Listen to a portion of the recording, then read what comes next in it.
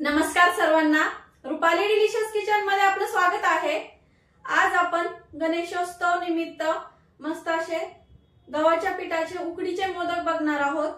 एकदम करायला सोपे, झटपट होतात, अगदी 20 मिनिटात होतात हे मोदक आणि खायला पण एवढे रुचकर लागतात आणि स्वादिष्ट लागतात ना, तर करायला अगदी सोपे। त्यामुळे व्हिडिओ स्किप न करता संपूर्ण बघा। रेसिपी आवडली की व्हिडिओच्या शेवटी लाईक करायला विसरू नका आणि कोणी सबस्क्राइब केलं नसेल चॅनलला सबस्क्राइब करा। तर चला मग आता साहित्य बघूया आणि रेसिपीला सुरुवात करूया। साहित्य पण खूप असं काही जास्त लागत नाही। 1 वाटीला थोडंसं कमी मी इथं खोबरं घेतलंय, अर्ध्या वाटीला थोडंसं कमी गूळ घेतलाय, 1 वाटी भरून गव्हाचं पीठ, 1 चमचा भरून तूप, 2 चमचे रवा, आपल्या चिमटीत बसेल एवढासा वेलची पूड आणि चिमूटभरच आपल्याला इथं मीठ लागणार आहे। तर करायला एकदम सोपे आहे। आधी आपण कणिक भिजवून घेऊया। तर आधी पीठ टाकून घ्यायचंय, 2 चमचे रवा। रव्याने ना अशी वातड वगैरे होत नाही मोदक गव्हाचे, त्यामुळे रवा वापराच तुम्ही। चिमूटभर मीठ आणि 1 चमचा आपल्याला इथं तूप टाकून घ्यायचंय। तुपाऐवजी तुम्ही इथं तेल पण वापरू शकता, पण तुपाने छान लागतात, असे रुचकर लागतात मोदक, त्यामुळे शक्यतो तूपच वापरा। आता आपल्याला हे पिठाला आणि रव्याला असं तूप कोट करून घ्यायचंय छान। तर हे बघा असं कोट करून घेतलंय आणि असं थोडं असं मुटका तयार होतो आपला, सगळं कोट झालं का छान। आता आपण थोडं थोडं करत पाणी टाकून मळून घेणार आहे ही कणिक। तुम्ही याला कडकडीत तूप गरम करून आणि त्याचं कडकडीत मोहन पण करू शकता, पण तुम्हाला म्हटले ना अगदी 15 ते 20 मिनिटात होतात। तर ही साधी सोपी पद्धत एकदम असे पण खूप छान होतात, नक्की करून बघा तुम्ही। तर आपली कणिक इथं मळून झाली आहे आणि घट्टसर मळायची। आपण पुरीचं पीठ जसं मळतो ना त्या पद्धतीमध्ये इथं मळून घ्यायची आहे, म्हणजे मोदकाचा आकार एकदम असा छान येतो, कळ्या छान पडतात। आता आपण हे झाकून ठेवणार आहे आणि सारण तयार करणार आहे आता। तर आपण इथे सारण तयार करणार आहे। आता आपण गरम करणार नाहीये सारण।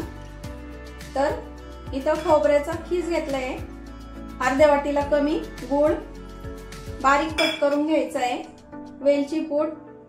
आता आपल्याला हे हाताच्या साहाय्याने किंवा तुम्ही चमच्याच्या साहाय्याने असं मिक्स करून घेऊ शकता।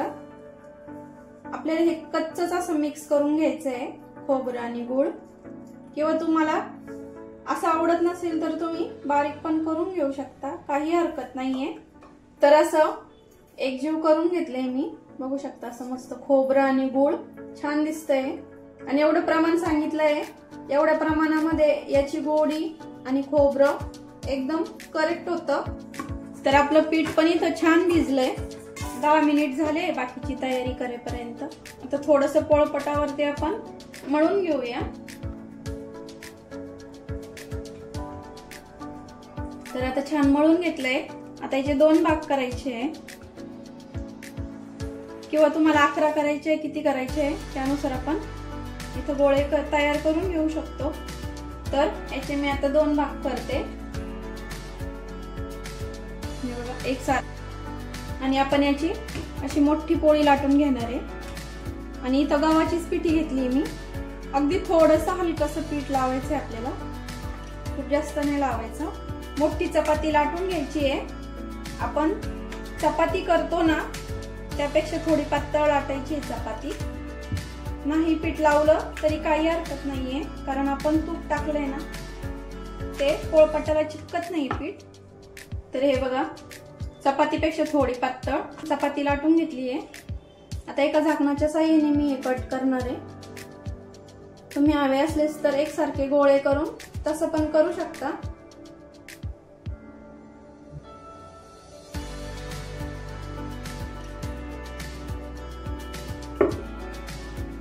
असं केल्यामुळे ना एकसारखे मोदक दिसतात, म्हणून मी या पद्धतीने केले।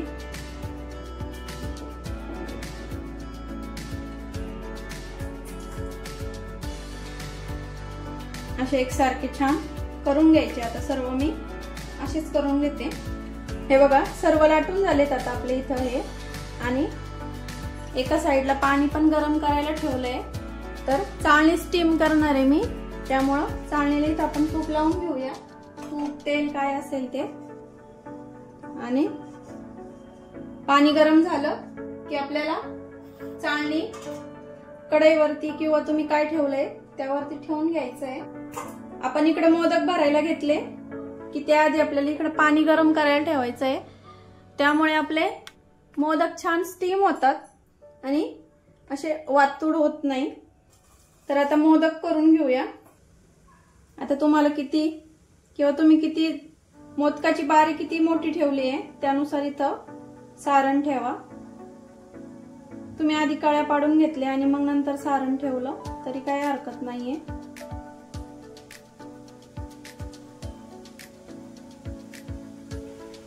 इथं मी 11 कळ्यांचा मोदक केलाय। तर आता याचे वरची साइड अशी मिटून घ्यायची आहे।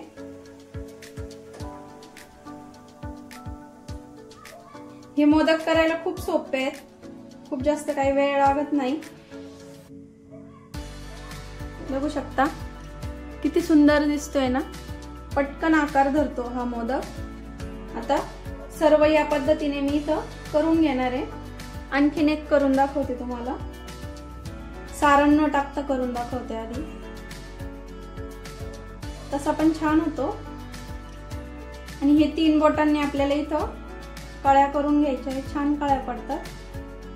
तुम्ही 7, 11 किती पण कळ्यांचा मोदक इथं करू शकता, तुम्हाला जसं सोपा वाटेल तसं। आधी जर कळ्या केल्या तर असा लाडू तयार करून घ्यायचा सारणाचा आणि मग अलगट ठेवायचा।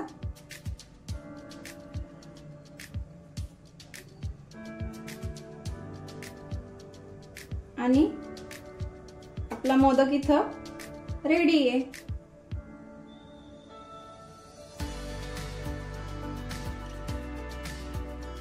छान झालंय ना।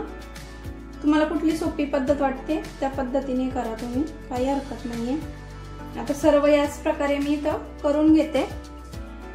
तर एवढ्या प्रमाणामध्ये एकसारखे मोदक 11 मोदक तयार होतात। बघू शकता 11 मोदक मी इथं करून घेतले। मोदक होईपर्यंत आपल्या पाण्याला पण इकडं उकळी आली आहे। पाण्याला उकळी आली की चाळण ठेवून घ्यायची आणि चाळणीवर असे अलगद मोदक ठेवून घ्यायचे आपल्याला सर्व। कणिक थोडस कमी अधिक होऊ शकतं, पण एवढ्या याच्यामध्ये 11 मोदक आरामात झाले सारणामध्ये। आता 10 मिनिट आपण मीडियम गॅसवरती मोदक छान उकडून घेणार आहे। गॅस मीडियम करायचा आहे। तर आपले 10 मिनिट झाले। तर बघू शकता छान झाले। आता सर्व करून घेऊया। तर मऊ लुसलुशीत असे आपले कणकेचे उकडीचे मोदक इथं तयार आहे। सोप्या पद्धतीची रेसिपी तुम्हाला कशी वाटली? एकदम सोप्या पद्धतीची सांगितली आहे। तर कमेंट मध्ये नक्की सांगा आणि रेसिपी तर नक्कीच आवडली असेल, त्यामुळे लाईक करायला विसरू नका। दिसायला जेवढे छान दिसतायत ना, खायला पण तेवढेच छान झालेले असणार आहे। तुम्हाला एक फोडून दाखवते मी। हे बघा सारण अगदी मस्त असं रसरशीत झालंय आणि बाहेरचं आवरण असं आपलं वातड झालं नाहीये, खूप छान झालंय असं मस्त मऊ असं लुसलुशीत।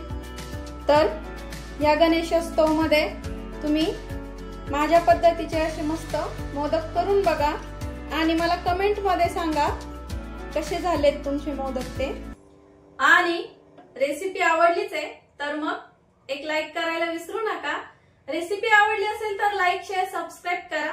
रेसिपी नक्की ट्राय करा, कारण घरचं जेवण हे खरंच स्वादिष्ट असतं।